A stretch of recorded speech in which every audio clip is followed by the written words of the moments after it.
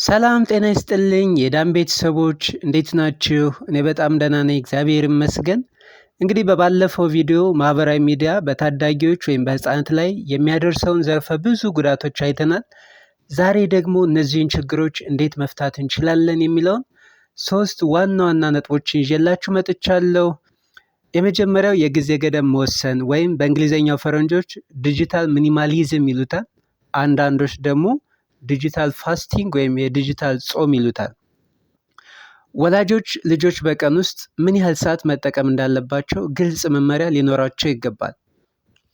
ለዚህ ደግሞ የሚያግዙ የተለያዩ የሞባይል አፕሊኬሽኖች አሉ። ለምሳሌ አንዱ ጎግል ፋሚሊ ሊንክ ይባላል። ስለዚህ ይህን አፕሊኬሽን በመጠቀም ልጆቻችሁ የሚጠቀሙበትን ስልክ ለምን ያህል ጊዜ መጠቀም እንዳለባቸው የጊዜ ገደብ መወሰን ትችላላችሁ። ሁለተኛው መፍትሄ አርአያ መሆን ነው ወይም ሊድ ባይ አን ኤግዛምፕል። ልጆች እንደምታውቁት ከሚነገራቸው ይልቅ የሚያዩትን ይከተላሉ። ስለዚህ እኛ ወላጆች ወይም ታላላቅ ወንድሞች ወይም እህቶች ስልካችንን አስቀምጠን ከቤተሰብ ጋር ጥሩ ጊዜ የምናሳልፍ ከሆነ ህፃናቱ ያንን ያያሉ። ሶስተኛው አማራጭ ተግባራትን መፍጠር ነው።